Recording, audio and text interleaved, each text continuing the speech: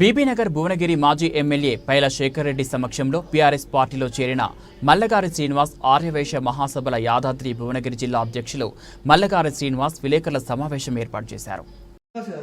మీ మీద ఒక ప్రధానమైన ఆరోపణ వస్తుంది. సర్పంచ్ ఎలక్షన్ వస్తున్నాయి కాబట్టి కాంగ్రెస్ పార్టీ మీకు టికెట్ అనే డౌట్తోనే మీరు మళ్ళీ బీఆర్ఎస్ పార్టీకి వెళ్ళారు. అక్కడి నుంచి పోటీ చేయాలనుకుంటున్నారని చెప్పేసి మండలంలో కొంచెం టాక్. దాని గురించి మీ ఇది అసలు రిజర్వేషన్లే కన్ఫర్మ్ కాలేదు. ఇప్పుడు సర్పంచ్ ఎన్నికలు పెట్టారా తెలియదు. అలాంటప్పుడు మేము ఎందుకు నిర్ణయం తీసుకుంటాం?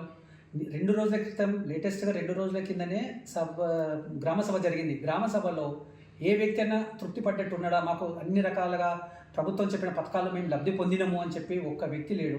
అలాంటప్పుడు మేము ప్రజల పక్షాన ఉండాలా, లేకపోతే నాకు సర్పంచ్ కావాలనే హోదాతోటి నేను మళ్ళీ ఇప్పుడు సర్పంచ్ అసలు రిజర్వేషన్లే లేవు, రిజర్వేషన్లే మారుతాయి అంటారు. ఇప్పుడు బీసీ గణాంకాల ప్రకారంగా రిజర్వేషన్ మారుతాయి, సుమారుగా మారవచ్చు. మాకు అవసరం లేదు సర్పంచ్, అలాగో మేము చేసే ఉన్నాం కాబట్టి వస్తే చేస్తాం, లేకుంటే లేదు. ఉన్నా లేకుండా ప్రజల పక్షానే ఉంటాం, మేము ప్రజలనే మమేకమై ఉంటాం. మీకు ఇప్పుడు మాజీ ఎమ్మెల్యే పైల శేఖర్ రెడ్డి ఆధ్వర్యంలో మీరు జాయిన్ అయ్యారు భువనగిరిలో. వారి నుంచి హామీ ఇచ్చారు మీకు?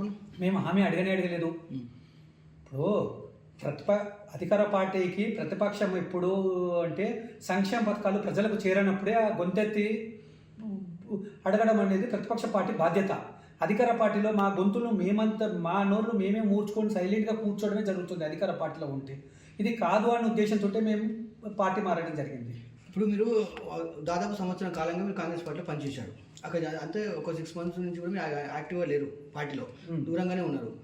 మరి ఇప్పుడు నెక్స్ట్ కూడా విభిన్న మండలం చాలా మందికి మీ మీద ఉన్న అభియోగం ఏంటంటే పార్టీ మారడము సర్పంచ్ పదవి కోసమే అంటారు. వాళ్ళకి మీరు చెప్పే సమాధానం?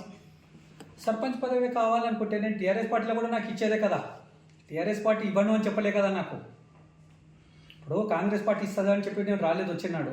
టీఆర్ఎస్ పార్టీ ఇయ్యదు అని పోలేదు నేను.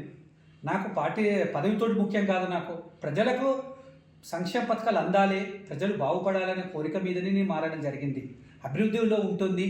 ఎందుకంటే ప్రభుత్వంలో ఉంటే మన ఎమ్మెల్యే గారితో ఇప్పుడు కుంభం అనిల్ కుమార్ గారితో బీబీనగర్కు 5 కోట్లు 10 కోట్ల రూపాయలు తెచ్చి మళ్ళీ అభివృద్ధి పదంలో నడపాలనే కోరికతోటే నేను పార్టీ మారినాను. ఆ రోజు టీఆర్ఎస్ ప్రభుత్వం నుంచి కూడా నేను కాంగ్రెస్ ప్రభుత్వం రావడానికి ముఖ్య ఎజెండా ఏంటంటే అదే. కానీ నాకు కాంగ్రెస్ వస్తే సర్పంచ్ పదవి వస్తుంది, బీజేపీలో ఉంటే సర్పంచ్ పదవి వస్తుందని కాదు నాకు. ఇప్పుడు ఇలాగే 4 సంవత్సరాలు కాంగ్రెస్ ప్రభుత్వం ఉంటుంది. అధికార పార్టీతో కానీ డెవలప్మెంట్, ప్రతిపక్ష పార్టీతో ఏమవుతుంది డెవలప్మెంట్? అధికార పార్టీ ఎప్పుడైతే సంక్షేమ పథకాలు ప్రజలకు చేరాయో అప్పుడు మేము గొంతెత్తి మాట్లాడి తెప్పియడానికి మేము కొట్లాడతాం, ప్రజల తరపు నుంచి మీరు పోరాడతాం.